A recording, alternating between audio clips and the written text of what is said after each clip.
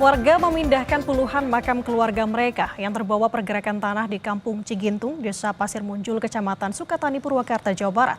Warga kesulitan mencari makam karena tanah sudah bergerak sejauh 30 meter.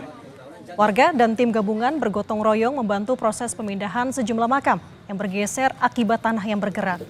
Hingga hari Minggu kemarin, saudara, sebanyak 26 makam sudah dipindahkan dan masih ada puluhan lagi yang menunggu untuk ditangani. Selain sulit mencari makam yang telah bergerak, akses jalan yang rusak dan terputus juga membuat warga kesulitan untuk memindahkan jenazah. Proses pemindahan makam, kasihan sama udah ke bawah longsor, yang udah dipindahkan evakuasi 26, yang belum dievakuasi masih banyak. Iya. Ini rencananya dipindahkan kemana, Pak? Rencananya dipindahin ke Kampung Sukamulya. TPU atau masih makam keluarga? Makam keluarga. Tim penyelamat gabungan mengumpulkan pengungsi yang tersebar di sejumlah titik ke gedung olahraga desa.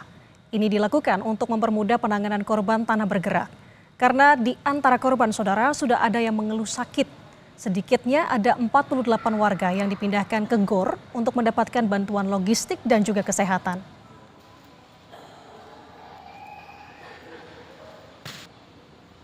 Bagaimana situasi terkini di Purwakarta, Jawa Barat yang dilanda tanah bergerak? Kita akan tanyakan ke jurnalis Kompas TV, Henry Irawan.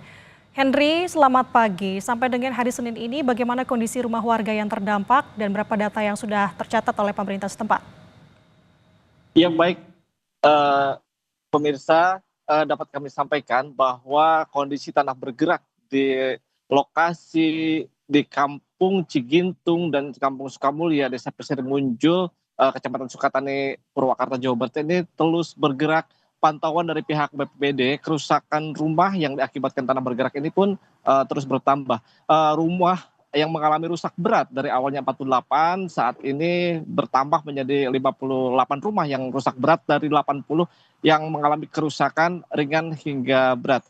Adapun untuk pergeseran tanah yang terjadi di lokasi tersebut saat ini sudah bergeser sejauh 20 hingga 30 meter. Selain merusak rumah, akses jalan pun terputus dan nyaris tidak bisa dilalui oleh kendaraan dan hanya bisa berjalan kaki. Selain merusak rumah, pergeseran atau pergerakan tanah ini pun mengakibatkan makam-makam yang berada di kampung tersebut pun turut tergeser sehingga harus dievakuasi oleh warga atau keluarganya masing-masing. Data yang kami terima hingga Senin pagi ini sudah sebanyak 31 makam yang berhasil dipindahkan oleh pihak keluarga untuk dimakamkan kembali di tempat lain dan puluhan lainnya masih menunggu untuk proses pemindahan. Adapun untuk warga yang terdampak dari pergerakan tanah ini bertambah menjadi 256 jiwa dari 83 kepala keluarga. Sementara kondisi di pengungsian sendiri, warga saat ini sudah mengisi GOR Pasir Munjul, milik Desa Pasir Munjul yang memang disiapkan oleh pihak desa dan pihak BPBD untuk dihuni atau untuk sementara ditinggali oleh para pengungsi yang tidak bisa mengungsi ke tempat saudara ataupun ke tempat lainnya. Data yang kami terima bahwa pengungsi di lokasi GOR yang berada di belakang saya ini pun bertambah dari awalnya hanya 48 jiwa hingga Senin pagi ini menjadi 63 maksud kami 68 warga dari 21 kepala keluarga. Untuk kebutuhan para pengungsi sendiri secara umum telah terpenuhi, namun beberapa keluhan warga sudah merasakan sakit mulai dari sakit kepala, mual dan gangguan pencernaan, sementara anak-anak pun sudah mulai ada yang terserang pilek, batuk dan lainnya. Untuk penanganan kesehatan sendiri di pos siaga bencana ini sudah disiapkan tim medis yang selalu berjaga untuk memeriksa kesehatan para pengungsi di lokasi pengungsian ini.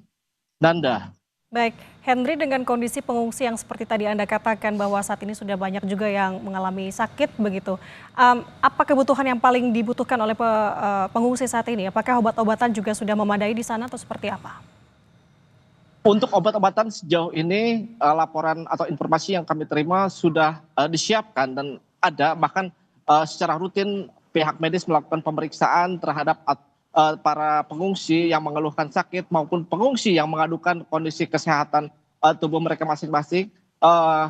Kami sempat berbincang dengan beberapa pengungsi bahwa yang dibutuhkan saat ini itu adalah pakaian untuk ganti mereka, karena memang beberapa pakaian mereka tidak sempat diselamatkan saat mereka dievakuasi beberapa hari yang lalu, pun dengan makanan bergizi bagi anak-anak mereka yang sangat dibutuhkan untuk mereka tinggal selama di pengungsian, sehingga mereka pun meminta kepada pihak pemerintah ataupun pihak lainnya untuk menyiapkan makanan bergizi, terutama bagi anak-anak mereka seperti susu, buah-buahan, dan makanan lainnya.